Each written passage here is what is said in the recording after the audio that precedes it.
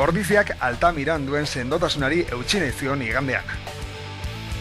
Goierritarrek ez zuten lan erreza izango hala ere, aurrean ohorezko A mailako liderra El Salvador indartsua izango zuelako.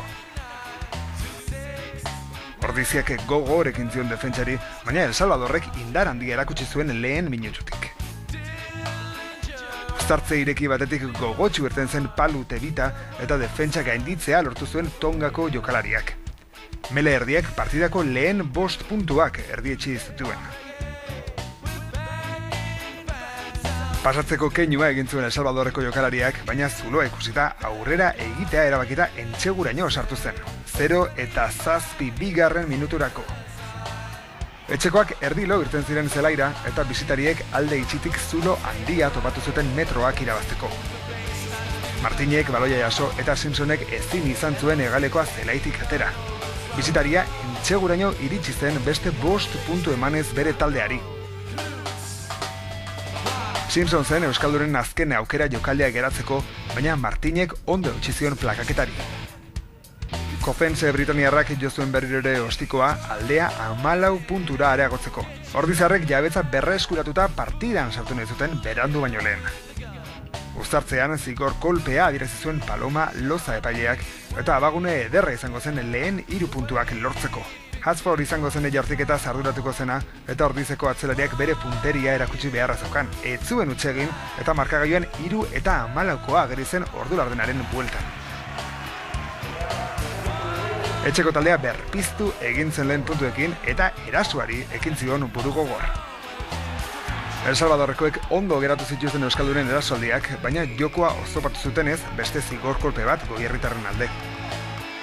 Burua hotz mantenduz berriro ere Hatzford izan zen agetara jarti zuena. Ordizeko 15ak bikain jarti zuen oraingoan ere, eta ondorioz 6 eta 14koa markagailuan.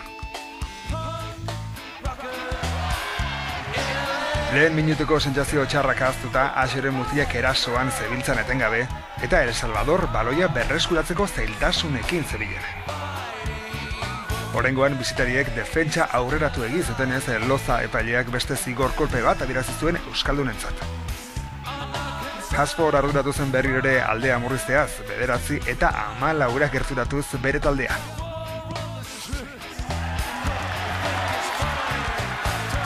Asio urduritzen ari zen eta aurkikoak berotzera bidali zituen.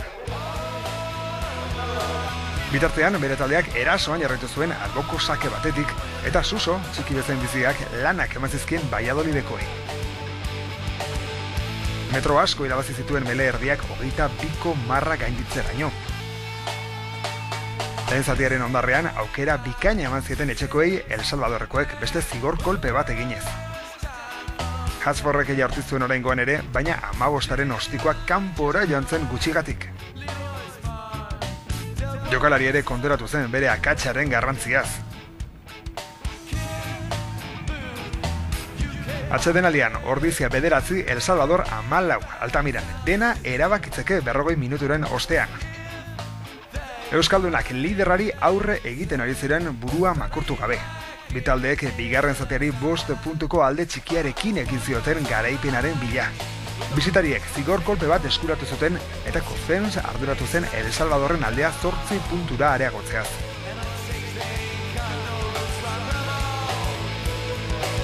Bitaldeetako entrenatzaileek adi-adi jarraitzen zuten norgehiagoka, baina nabari zen Asio urduriago zebilela zelai ondoan gora eta bera.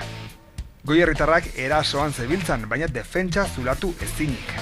Joanes Aierbek jaso zuen baloia, baina bisitariak gainera bota zitzaizkion defentsan jokoz kanpo irten ondoren. Epaileak zigor kolpea adierazi zuen eta berriro ere Hatzford arduratu zen ostikoaz aurreko hutsa konpontzeko asmoz. Zelanda berrikoak oraingoan ez zuen huts egin eta 12 eta 17 gerturatu ziren etxekoak. Ordiziak uztartze batetik antolatu zuen erasoa, etxegutik oso gertu. Alvarez de Ulate azkar ibilita baloiarekin atera eta plakaketa jasoarren pasea materi emateko gai izan zen. 3. lerrokoak iskire egin zion azkeneko defentsari eta makilen azpian entsegua etxeko taldearentzat.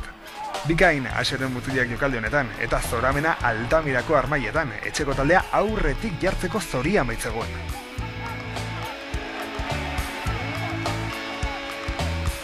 Alvarez Deulate indartsu atera ondoren Mikel Mate argi ibili zen laguntza emateko orduan. Hirugarren lerrokoak baloia jaso eta gero keinu egin zuen azken defentsa lurrean utzi eta entsegua lortzeko. Hasforren transformazioarekin 19 eta 17 etxekoak aurretik.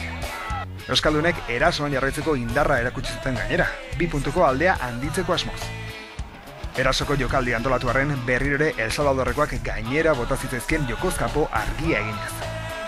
Epaileak zigor kolpea adierazi zuen beste behin eta Hasforren txanda heldu zen berriro. Ordizeko 15ak oraingoan ere baloia 3 makilen artetik bidali zuen eta 22 eta 17 jarri zuen markagailua, 5 puntuko aldea. Baina azken minutuetan goierritarrek makaldu egin zuten beraien presioa bisitarien mesedetan. El Salvadorrek 3 laurdenen lerro guztia baliatuz zuloa topatu zuen hegalean, Carterrek markagailua berdintzeko. 22 jarri ziren bitaldeak transformazioaren zain.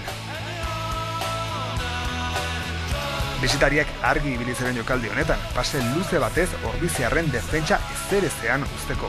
Carterrek jaso zuen baloia hegalean entseguraino iritsiz, eta gutxi izan bazen ere, barrurantza joanez transformazioa errazteko. Eta El Salvadorreko 10ak ez zuen utsegin, bisitariak 2 puntugatik aurretik jarriz. 22 eta 24ko markagailioaz etxekoek izan zituzen beraien aukerak, baina Valladolideko taldeak indar handia erakutsi zuen azken minutuetan. Etxeko taldeak zelaia mantendu nahi izan zuen baloia, baina El Salvadorrekoek jaso zutenean kanporako bide hartu zuten garaipena ziurtatzeko. Azkenean, Altamirako lehen porrota aurtengo temporadan, baina estatuko talderik indartsuenetakoaren aurka. Loza epailea txistu artean atera zen zaleen iritziz azken minutuetan bisitarien alde jarri baitzen nabarmen. Baina Ortizeko 15koak lan bikaina egin zuen liderraren kontra eta defentsako bonusa lortu zuten gutxienez hasieran mutilek. Beraz, Altamiran El Salvadorren garaipena, baina Ortiziak burua oso goian zuela utzi zuen berdegunea txalo zaparrada artean. Azken markagailua 22 eta 24 bisitarien alde. Eta bereiek ere bazekiten puntu hauen garrantziaz ligako zelairik zailienetakoa baita, Ortizako Altamira. Bai, hasiera ez dugu hona egin, baina geho jakin dugu naiz eta 14 utxe jarri, 10 minututan jakin dugu berriro partidoan sartzen eta lan hona egiten, ez? Eta bukaera de, ez da hona izan, ia justu garaipena eskutan gendukenen, 4 minutu falta, konzentrazio momentu baten falta, gure baloi bat galdu dugu, eta horti ensaio lortu du, eta berriro 2 puntugatik, eta areta gehiago, bukaeran nene uste eta aukerak izan ditugula.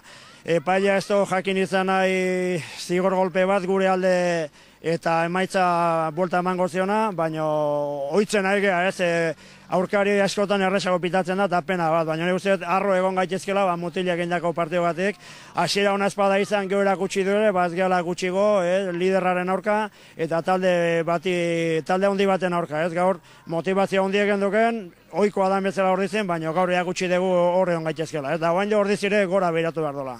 Igual izan daiteke, gure puntu, ez dakite, debilena gaur, ez, hor izan ditu arazok, baina hortik aurrea, jakin izan dugu mantenitzen, tensioa, eta esan dugun, zigor golpei eskerre sartu geha partidon, eta horrelarik erakutsi de joku irikin, gehiago izan gaitezkela, ez, movimentu lertu dugunen, behin da berriz aurreaka, gure joku ohikoa da bezala, mina handi egin diegu, eta nik usteet movimentu sortu danen, ordizik gehiago izan dela, ez? Eta esaten dagoa, joku hontan ze hori txarrez, epaile garrantzia handi dauk, ez pitatzen dan, da nik usteet gaur ikusi dela, askotan defensan legaria de barrun gauzek ez dienake egon diela, eta ez dila pitatu, eta orduan, pixkat nik usteet hori sufritu degula gaur.